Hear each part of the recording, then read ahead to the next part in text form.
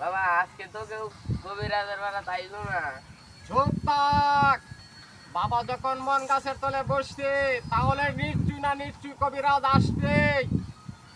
আয়ো এলাকা মন গাছে তাহলে একটা কবিরাজ আছে পালা। বাবা কই? দাঁড়ান আমি বাবা হলো দেয়া হয়ে যাইতেছি। বাবা একটা রুগী আইছে, লয়া রুগীরে লয়া। আমি যাইতাছি। বাবা ডাকতাছে যাইতা।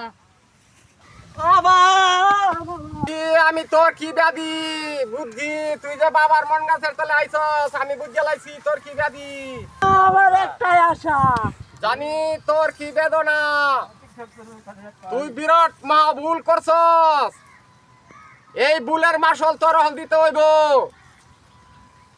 আমি সব রূপ ধরে লাইছি।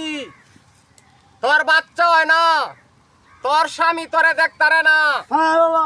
হ্যাঁ, তোর সই জলাফুরাও করে বালা হয় না, কার্য লাগে দণ্ড। যা কইছো বাবা সব পাসা। আমি ঠিক ধরেছি। বাবা আমার বাচ্চা হওয়ার উপায় কি? মহা দেরি করেছস। তোর বাচ্চা হইব। বাবা যখন মন গাছের তলে বইছে তুই যখন আয়া পড়ছস তাহলে তোর বাচ্চা হবে। বাবা আমার বাচ্চা হইলে একটা বাচ্চা হইলে আর কিছু লাগতো না বাবা। এ আমার সাগিত্রা সন্টু আর মন্টু তোরা রুগীটারে আস্তে আস্তে করে শুয়ায় দে। আচ্ছা বাবা শুয়াইতাছি।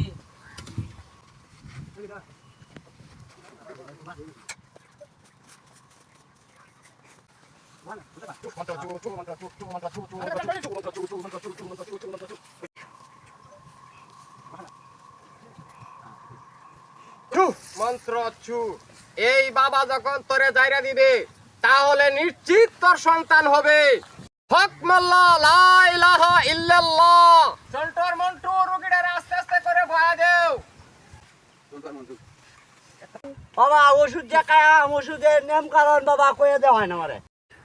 ওষুধ যে দাম অনেকেই বাবার নিয়ম কারণ আছে, সব পালন করতে হইব। পারবে তো? হ্যাঁ বাবা আমি পারবো।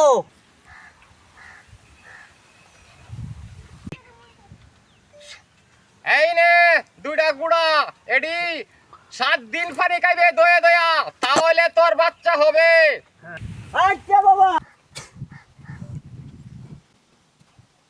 উড়ো যাও, তোমার মনের বাসনা পূর্ণ হইব। তুমি যখন এই বাবার কাছে আয়া পড়ছ তাহলে তোমার মনের বাসনা পূর্ণ হব। তোমার ঘর থেকে একটি ছেলে সন্তান হবে। আচ্ছা বাবা আমার মনের আশা যদি পুরো না আমি বাবা তোমার কাছে আবার আসবো। আমি যে ওষুধটি দিছি সূর্য হওয়ার আগে গোসল করবা।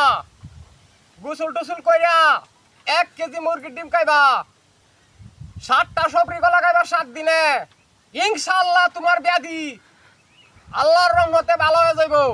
বাবা আমি যাই। যাও, তোমার মনের বাসনা পূর্ণ হবে।